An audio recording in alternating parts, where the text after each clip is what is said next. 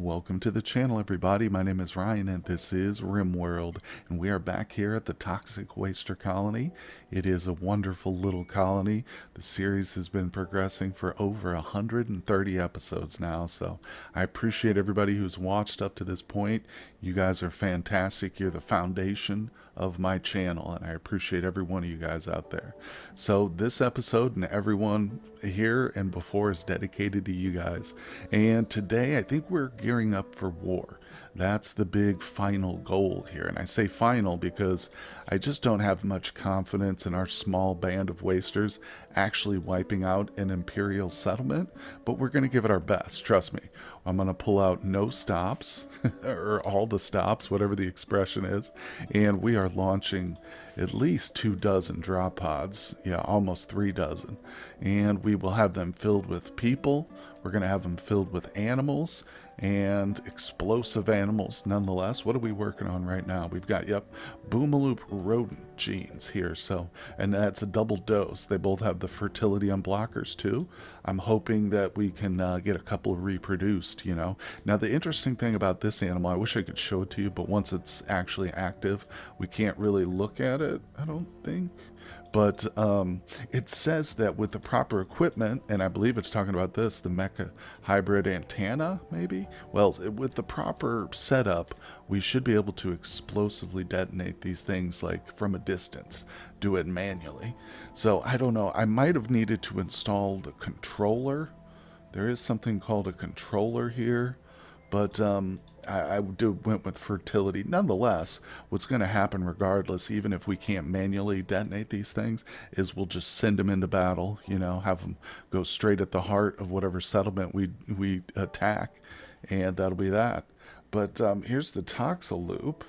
This is a guy, I think I had this guy, yeah, we tamed him just for fun, just to see what would happen. I mean, it's kind of definitely in theme for the colony. I figured might as well since he showed up on the map. And we will bring animals like this, or at least launch them in pods at the enemy too. Now we've got two bear scarabs. Those guys are pretty good fighters. The Thrumbaloop is another like Boomaloop hybrid with the Thrumbo, and that will explode in a massive detonation. Right now it's just getting us chem fuel, which is very handy. But I've also got some thrumbos, as you can see. Now I've been debating whether or not to like extract more thrumbo genes like I did with the Thrumbaloop and combine them with other stuff. But now that I'm thinking about it, what I'll do is leave what we've got, because you can see they're already trained up and ready to go for combat. So we can just send thrumbos into battle. We don't necessarily need to wait and take the time to combine the genes and, do all that and then train that animal up. I mean, thrumbos are pretty combat ready as it is, and not to mention we can still combine other stuff, so I don't have to waste my thrumbos. They're good to go. So in other words, we're going to have a group of pretty much the entire colony. I've decided the one person who's going to stay behind is Emma, and that is simply because she is the Mechanitor. I debated in my mind, should I bring the Mechanitor? Will we need to load up a whole bunch of pods with like her combat ready mechs, like these guys down here? And ultimately I decided for the safety of the colony, it's best to leave her, because then the construction and worker mechs can still function as well. They can deliver goods to the hopper in case she runs out of food or something. So Emma can subsist here with the kids all by herself, because we're probably not going to take the children with us either, but they'll stay behind, which is good, because if we want to get our colonists back, one method is to load these hoppers up and send over a bunch of steel and components and construct more pod launchers so we can send people home via the pods. Now you might ask yourself, well, why would you do that? Just make a caravan. Well, because one thing, I'm having some issues with caravanning. I haven't tried it in a while, but it's been a little buggy. But I'm willing to give that a shot. It's just that this particular one, this Empire settlement, which is our main focus, it is completely cut off. You can see the impassable mountains are the darker ones, and if I try to like set up a route from here to anywhere, it won't let me. There's no way to get in here. So just through the random generation of the planet, this thing became landlocked essentially inside the mountains. I don't know. They must have really roughed it to get there initially, or maybe they drop pod landed on that area and just built a home. But nonetheless, that's what we've got to contend with. In addition to wiping them out, we've got to get there and figure out a way to get home. Another commenter has suggested the far skip technique. So I've never tried that actually, but I think I should probably go through and just see who. That's our sanguiphage. Some of our guys are fully maxed out. I think we definitely have a far skip. I'll just have to. Yep, there's one. All right, so Hero's got a far skip. And along with anyone standing near him. Yeah, that's an amazing ability. So we can skip away from that onto the map, which is pretty amazing. Or we can go from the map, the world map, to the world map, I think, using far skip. But we'll cross that bridge when we come to it. That necessarily implies that we're going to survive this attack. The idea of getting back here. Like I said, not totally confident, but one thing I am confident is that we're going to have a lot of fun trying. Well, I was going through my list of colonists here, looking at people's bionics, and I noticed poor Furry here has a permanent crack in the spine. So that's not going to work. I've gone ahead and ordered a bionic spine made. It is ready, so good old Furry's going to get a brand new spine. I'm trying to make everybody as combat ready as possible. I've gone through and counted who needs armor still. There's 11 more people who need to get armor. So Princess and Gizmo are working on components right now, but Princess is going to start churning out the armor as soon as possible. And like I said, the bionics are my next step. So let's see if we go through. There's a couple of people who are like missing a pinky. Somebody's got a scar on the eyeball. I want to get all that kind of stuff taken care of. And then in addition to that, I want to make sure that everybody here's the eye scar, yeah. And I also want to make sure people like this, Celia here, have bionic legs as well. Everybody at least needs a pair of bionic legs, just so we can move on the map a lot quicker than your average pawn will. So that's going to be a big production here. I was going to give her the advanced spine. That's okay. I think we're kind of waiting around on advanced components. Plus, I've got a lot more important things to do with those advanced components. But one thing I can do, maybe to help mitigate some of this, is call in a trader. Oh, never mind. Can't call in a trader. I don't have enough silver. Oh, man.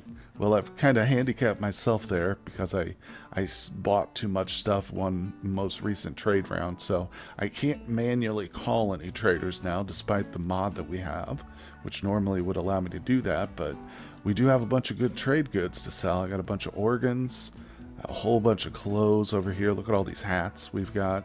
So yeah, we're churning them out, that's for sure. But like I said, we just got to wait for Randy to send us a caravan. So that could be a while, but nonetheless, let's check on our prisoners here. So this quest is, the shuttle arrives in 8 days. We've already defeated the mech cluster. It was right up here somewhere. I've literally completely disabled it and deconstructed it already. Looks like Linka's coming up here. What are you doing? Oh my god, cutting stone blocks. For the love of God. I think I'm going to ban them from going down or going outside the walls right now, just because there's still stone blocks down here, which is like the whole point of mining through that. So we'll ban them. I'll just lock the door. I'm not going to de-zone them. This way it's a little bit easier. They can still come up here and clean and things like that. Alright, there we go. So that kind of locks down the compound. It's a good idea to scroll out and make sure nobody's outside, trapped. I've done that before. Lock people out. Okay, there we go. Look, the advanced components are done. So that means that Princess should start to work on the marine armor next. Let me take a look at her. Where you at, Princess? Okay, yeah, I had her ordered to complete those components without stopping, so I'm going to give her a little rest here before she has to start in on the armor. I'm not even going to say anything. We're just going to sit here and watch. Let's just watch Emma and Lottie fight it out. For what reason? Emma insulted Lottie's personal hygiene. Well, that would do it. Yeah, I think I've seen real life fights start because of that reason, actually. So, oh well. You know how it is around the Waster colony. We just do that kind of thing. So what can we look forward to here which might help us a little bit with our new attack coming up?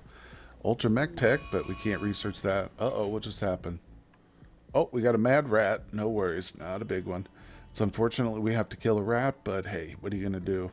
So the Tox Gas mod, I installed this initially thinking it would be great to have like all Tox weapons on our Toxers, but then of course I made this a cannibal colony as well, where we have tons of human meat. So I realized that whenever I kill people with the Tox weapons, it instantly turns their body to rot. So we weren't able to utilize the human meat, which means we had to switch off the Tox weapons, and we just abandoned that whole idea.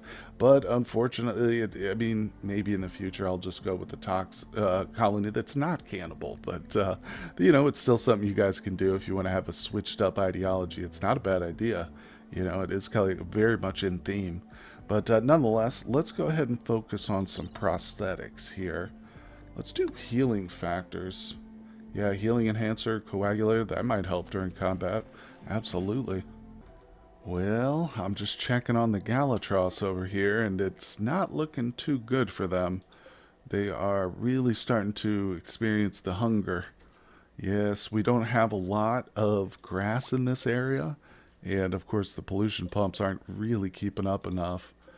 I mean, they are actually getting rid of pollution quite well in this spot, but the problem is I guess the grass isn't growing fast enough for these three monsters. I could, what I can do is just come in here. I can have a few people come and grab like a full stack of potatoes or rice or something. Even lentils, they probably eat. You know what? Let's get some lentils. I got over 9,000 lentils. Let's grab him. No, we'll grab Linka. So if I have her pick up, let's see here. Where are the lentils? Pick up all lentils. And we'll just take it out there and drop it. And then if I forbid it, then none of my colonists will come to get it, but the animals will certainly still eat it, even if it's forbidden. They don't listen to my orders. You can believe that. But let's try this out. Let's just see. I think they'll eat the lentils. These are technically a meat substitute, but they're a bean. I think it's a type of bean. Well, it's a lentil. It's not a bean. Maybe those are, I don't know. I'm no botanist, but I do know that this should work. So if we go to gear and drop the stack, get out of here, Linka. No, no, no, no. Wait, what is she doing? Oh, she picked some of them up to haul them. Well, that's nice of her, but from now on, don't do that. So there we go. Let's see. They should rush right over here and eat those.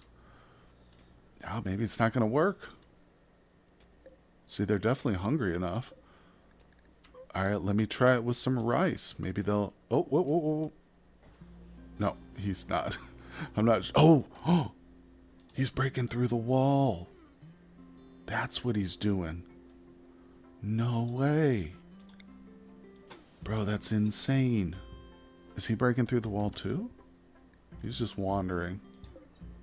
Digging a granite wall. Consuming gray grass. Alright, let's get some food in there for real.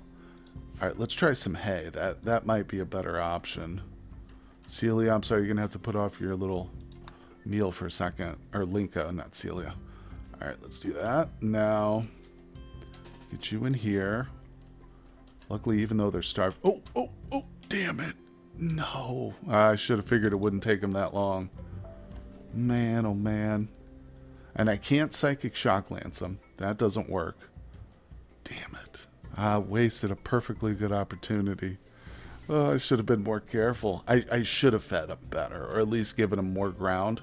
That wasn't as polluted. That's the problem is... So much of this area is polluted. Oh my gosh, what a shame. I don't think there's much to do at this point. They're determined to leave. We could try and attack them. Look at them wandering in all different areas and stuff. That's interesting. No, it's definitely not worth shooting at them. Wow. Well, I'm going to go ahead and just repair these walls here. I mean, there's no point in taking down the walls and leaving an exposed door here now as part of our... castle, so we'll just put up these walls again, and I don't know, maybe we'll expand into this area at some point, but man, what a disappointment that was. I built it up for so long, and I should just killed him. Damn it. Okay, you know what? Screw it. Let's just set them off. I want to attack these guys. Ooh. I think they're still on the map. There's two of them still on the map. Oh, we got a Lucifer bug out there too. Oh, that's going to get real ugly, folks. So the wall it still has a hole in it, which means some animals might wander over here, but oh, this is about to get real crazy, guys. So I couldn't stand the idea of just losing these Gallatros and not doing anything with them. Now we've set off the pulsar, and I think they're going to turn right back around and come at us. Trying to get their revenge for our imprisonment there. Oh my god. We'll see how this goes. Now, these guys do have ranged ability, meaning our walls aren't going to totally protect us here. But let's move our melee people out. Get all the people up. Mindy, you need to just go out there and just sacrifice yourself. She's one of the soldiers who came via the quest raid, but we've already completed it, so we don't need her. Look, here come the elephants. Damn it, stupid elephants. Why'd they have to go over to that section? I hope that the Gallatros don't do that. Oh, they already left. So, interestingly enough, I guess, were they also immune to the psychic animal pulsar? Well, that doesn't make me feel as bad now, because I realized my whole plan would have been for nothing. Because the idea was to wait until we had a raid here on the screen itself, and then set off the pulsar like I just did, and wait for them to, you know, go nuts. But that's wild. They're just not even... They're totally immune to that. That's crazy. Well, it makes sense because they were immune to the shock lance. So, they're just too intelligent for that kind of thing. Well, nonetheless, we've got some free animals. We just can't use our psychic animal pulsar for a while. And we have learned a valuable lesson about the Gallatros. So, if I want to mess with them or get them to turn hostile, I just have to do it manually with bullets, essentially. Oh, now check this out. We got to be super careful with this bug right here. That's a Luciferium bug right there. If you kill that, when you kill it, it was hard to see, but it released a puff of cloud. See, like the sparkly cloud? It's very vague, hard to see, but when it dies, that's Luciferium that it releases all around it in melee range. And if your pawns are standing there, for instance, if they kill it using melee, they're going to get instantly addicted to Lucy. Oh, don't walk through it. Almost all the kids in Hiroshi walked through that. Just give it a second to dissipate, guys. Calm down. Settle down. Alright, I think we're fine. Yeah, there's still an animal out here. But, yeah, you gotta be careful. This Alpha Animals mod pack, man, it is really cool. It's got some really exotic creatures and stuff. Make the game much more interesting, no doubt. Okay, well, the growth cells have been produced, and I've put them... in these two right here. We've got one. They're so tiny at this point. They're there, though. You can see the bars just filling up. So the electro wombs have been installed with new growth cells. Those are the Boomaloop rodent hybrids. Now, we've got two of our geneticists standing by, so it's time to load up a couple more. Let's see. I haven't really decided what I want to do, so let's figure that out together. We do have two alphas. Oh, that's going to be amazing. All right, so... let's get the alpha rodent going. Let's try that. I don't know what pills or genoframes I have. I've got a poor... I might have to give it a moment, actually. I've got a good here, which is fine. Let me step up some of my genoframes. I took for granted that I had those ready, but I don't. So let me take a little bit of time. I'll force a couple people to work on these here. Alright, well, I've got several orders now. I figured this is the best way to do it. Actually, that's out of place. So we want... excellent is what I'm working towards. You can go Masterwork Legendary, but for the sake of time here, I'm not going to go that high with it. But you can see that the excellent is the hardest to get, so good, they'll go down. No, don't have enough of those. They'll try for some normals. If they don't have those, they'll make some poors. And if we don't have enough poor, they'll go grab a corpse and start at the very bottom. So that's kind of, I think, the best setup. If you just want to set it and forget it, then, you know, maybe there's a better way to refine the bill a little bit, but this way they'll just keep it going until we get up to the excellent quality I'm looking for. Now if we see here, we've got one excellent already. We've got a good one here. Let's go ahead and set up the excellent quality. We don't need to necessarily have them happen at the same time. I've been trying to time things perfectly, but it kind of screws me up here. So let's just design one of these alphas. Alright, and we're going with the rodent. Oh, look at that. Hold on. Really? I thought it was a rat. It's a bunny. Can we do it like this? No, Alpha has to go first. I was hoping it was a rat, but it's some sort of animus hare. The animus hare is a small leopard with latent psionic abilities. Quite intelligent for an animal, but not intelligent enough to properly use psionics. It will, however, quickly bond with human beings and reach with his mind to make everyone that treats it well. Okay, make happy everyone that treats it well. That's an awkward sentence in there, but I get it. So let's see here. We're definitely not going with that one then. What else can we do? I was hoping to be a rat, but failing that, how about a humanoid? Oh, there is none. Interesting. Alpha. Oh, look, the flesh growth. Weird. Reptile. Ooh, now that looks meadow lizard. Wait, I've seen those before. Yeah, that's. Well, actually, maybe not. I mean, there is a meadow ape. I don't think I've seen a meadow lizard. Is a beast bred for speed, even though they're naturally slower than meadow apes. Yeah, it mentions that. They can be trained to be incredibly fast mounts. Well, we don't have the giddy up mod. I do plan on using that in future playthrough, probably my medieval playthrough coming up. But, not this one, unfortunately. So let's keep looking. Let's look at the bear. Oh my God, that looks awful. A bear bug. We already have a Ursine bear bug, believe it or not. This tardigrade-like creature is basically a huge bed bug infused with bear genes. It consumes a large amount of food, but its paralyzing attacks combined with its resilience can be very useful in combat situations. Oh man, we might go with that. Let's look at the boom. Oh, a boomalisk. The boomalisk is a boomloop dunalisk hybrid that produces a weird spider silk known as boom thread. This silk is as strong as syn thread, but is also excellent thermal insulator. Boomalisks also catch their prey with exploding webs, which sounds dangerous.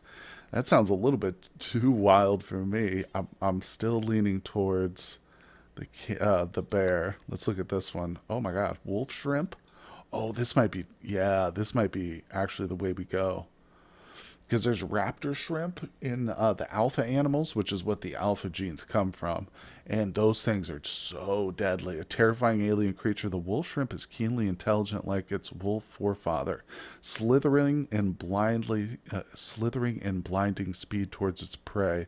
So when you think of shrimp, you don't really think of something that ferocious, but you got to think of like a mantis shrimp, which has like this incredibly fast strike and can like destroy things with its attacks. So that's the kind of wolf shrimp we're looking at here, baby. I think we're going for this. All right, so what kind of Gina frame? Definitely the excellent. And what booster? Controller. Yes. So that gives us the chance to actually like recruit this animal and control it ourselves directly. Initiate that. We're going to be using more of those controllers. Okay, yeah, I've got a bunch of them made, I think. Yeah, I've got 5 of those. Okay, we're going to be using more of those. Okay, so, Riley, I want you to work on this, please, Riley. I'm going to micromanage the hell out of this one. I don't want to lose these alpha genes. It's been kind of tricky getting them, but, all right, she's got the first ingredient. Let's keep our eye on her. There goes the second one. Okay, what's the temperature in here? Why is it so cold in this room? 63 degrees outside. This room's at 54. This is our freezer. It's probably just because it's adjacent to the freezer. But anyway, who cares? All right, she's got that going. And the controller. Nice. Top it off. Sprinkle in. There it is. So we're at 0.03% progress. Not too bad. That thing's going to be so fierce. So I'm going to wait until we get the next excellent quality. What are you guys doing here? Come on. Oh. Gross. That's a corpse. Corpse of a monkey. You can see I'm saving a bunch of these. I'm not butchering creatures at all. It's kind of wasteful doing it with rhinos and elephants, but I don't care at this point. We've got some more stuff coming back, so let's hunt up. Not that. These little animals are perfect for the gene frames. So what I can do is come in here and grab the elephants if I want and just forbid them. Same with the rhinos. So we'll use everything but those, you know what I'm saying? And as these hooks start to fill up, I do have a space now down here in this freezer where we'll put different corpses of animals and stuff. So that kind of makes it easier for the old scientists working. I'm going to use monkeys down here and a few other small things. Oh man. Well, we are definitely burning through the plasteel right now. I'm literally down to 20. So I'm moving some of my mining around. We don't have a lot left, but there is some plasteel. Unfortunately, there's more of it outside the walls, of course. There's a big old chunk of it somewhere out here.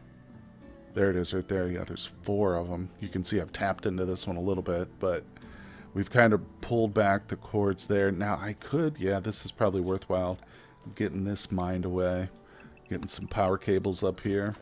It's going to be a long trek with the power, but not so bad actually. Let's see. Yeah, we can just pull it from right here.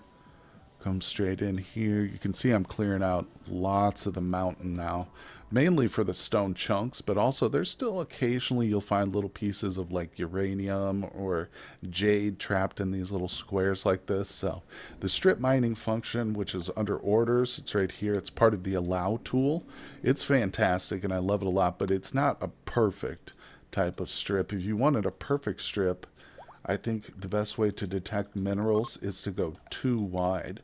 So you would just want to set up something like this and then go over 2.